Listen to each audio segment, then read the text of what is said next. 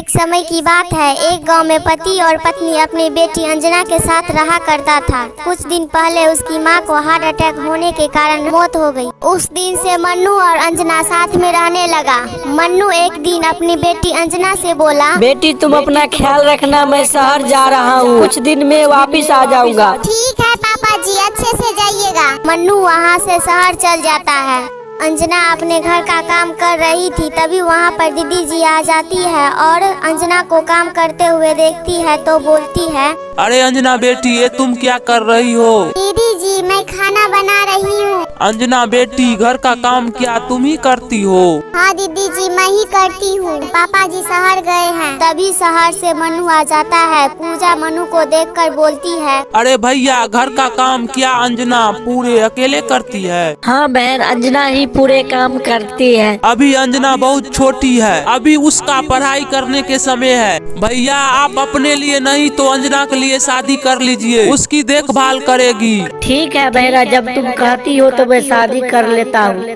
पूजा के कहने पर मन्नू संगीता से शादी कर लिया, लेकिन संगीता बहुत कठोर थी। अरे संगीता, मैं कुछ काम से जा रहा हूँ, तुम मेरी अंजना बेटी को ध्यान रखना। ठीक है जी, आप जाइए। वहाँ से मन्नू चल जाता है। जब मन्नू शाम को घर आता है तो अंजना के लिए कुछ फल लेकर आता है। संगीता मन्नू को देखकर बोलती है, ए जी, आपके हाथों में क्या है? अरे संगीता, इसमें थोड़ा फल है अंजना के लिए। संगीता, अंजना कहाँ है? अंजना पढ़ाई कर रही है। ठीक है संगीता, ये फल अंजना को दे आओ। ठीक है जी, दे देती हूँ। संगीता वहाँ से फल लेकर अपने रूम में चली गई। रूम में जाकर संगीता फल खाने लगी। तभी वहाँ पर अंजना आ जाती है और देखती है कि उसकी सौतेली माँ फल खा रही थी तो उसे बहुत दुख हुआ और सोचती है कि मेरे पापा मेरे लिए फल लाए थे, लेकिन वह भी माँ अकेले खा रही है, मुझे नहीं दी। काश आज अपनी माँ होती तो ऐसा नहीं करती। अंजना माँ को याद करने लगी। अंजना को माँ की याद सताने लगी।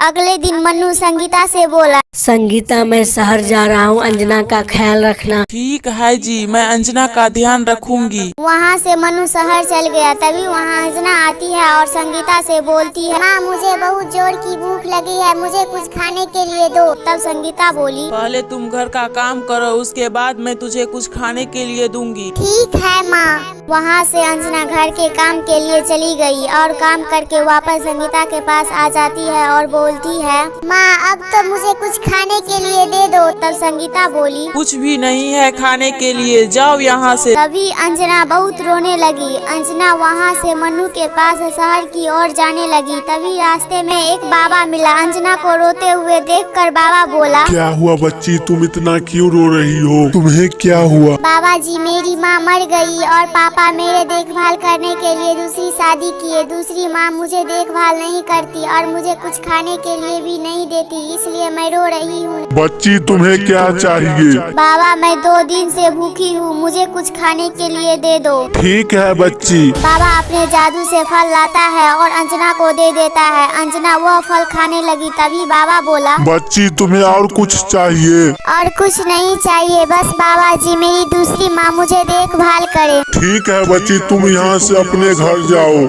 अंजना वहाँ से घर चली गई। घर जाते ही संगीता अंजना को अच्छे से देखभाल करने लगी और खुशी खुशी रहने लगी। अगर आप लोगों को वीडियो अच्छा लगे तो वीडियो को लाइक जरूर करें।